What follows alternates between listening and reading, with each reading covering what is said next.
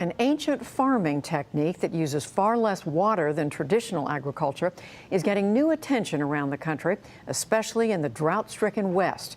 The NewsHour's Kat Wise has our report. In a greenhouse nestled in a valley near Half Moon Bay, California, farmer Ken Armstrong is tending to his herd, some 3,000 fish who are key members of a complex ecosystem that also includes some helpful bacteria and these floating leafy greens. There's not a speck of soil to be seen here at Ouroboros Farms, where Armstrong and his colleagues are growing produce with an agricultural system called aquaponics. The fish are the integral part of the system. They provide the nutrients for the system. So we feed our fish an organic fish feed, and this becomes the nutrient base for all of our plants. So the food that the fish eat becomes usable nitrogen by the plants. And so the fish are actually the engine of growth. This is where all the magic happens. In other words, the fish waste becomes food for the plants, and the plants in turn clean the water for the fish. It's a delicately balanced system that requires some basic science to master.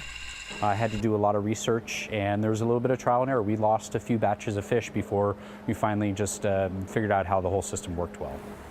Armstrong isn't the first farmer to try aquaponics.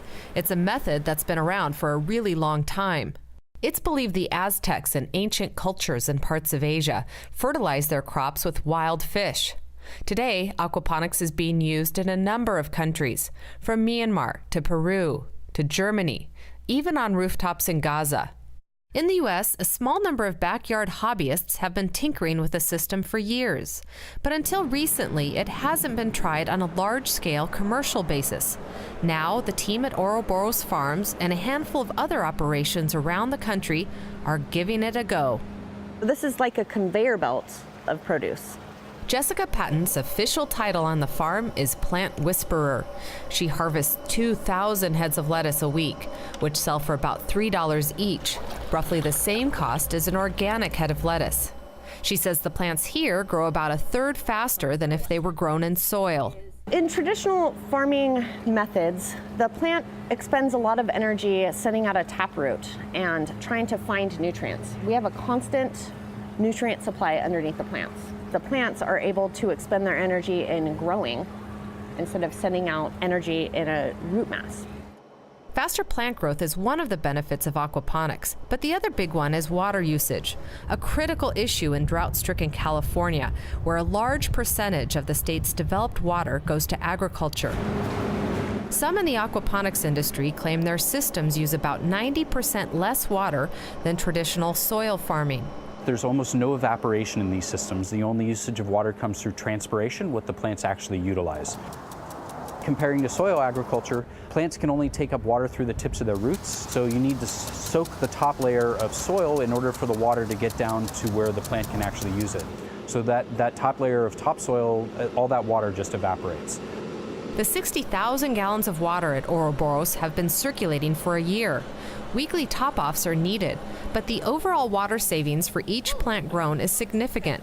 For example, Armstrong says a mature head of lettuce in his operation uses about a gallon of water over the 6-week growth cycle, far less than most lettuces grown in soil. That is amazing. But for all its benefits, aquaponics does have its limitations. It doesn't make sense economically to grow certain staple foods like wheat and corn, given the infrastructure of the system. And a big drawback is cost. Armstrong, who is independently wealthy, spent $250,000 to build the system. In March, after 3 years in operation, he finally began to make a profit. But he thinks it'll be another 3 years before he'll make his money back. We are a long way off from aquaponics taking the place of traditional agriculture. Fred Conti from the University of California at Davis, one of the country's top agricultural schools, studies aquaponics. He says the drought has piqued interest in the technique, but it remains a very small, niche way to grow produce. Scaling up that system is the difficult part. Once you get beyond about an acre of production, then it moves out from the family type operation. You're hiring more and more people and costs go up.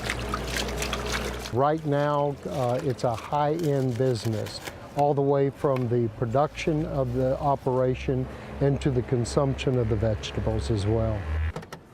A high-end business with a Tesla delivery vehicle. Armstrong hand delivers most of the farm's weekly orders to a small number of upscale Bay Area restaurants. Hey, Chris. Hey, Ken.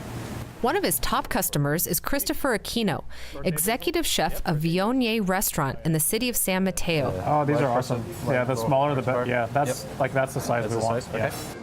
Aquino says the superior quality of the leafy greens he gets from Ouroboros farms is only one reason he buys from them. The reason why we've gone with Ken is because his water usage is significantly less than most other farms. I had to be conscious about my water usage, and not so much of how much water is going down in my drains, how much water are my farmers using. Armstrong says that now that his farm is up and running, he intends to spread knowledge about aquaponics around the country. I honestly believe that this is the future of farming. You can do them anywhere. You can do them indoors, outdoors, in warehouses, on rooftops, empty alleyways, empty parking lots. So all this space that's being underutilized in urban areas could be transformed easily into an aquaponic system, and then you're providing really clean, healthy produce for the local community. Later this summer, Ouroboros Farms will host a 4-day workshop for those interested in starting commercial aquaponics operations. Several hundred are expected to attend. For the PBS NewsHour, I'm Kat Wise in Half Moon Bay, California.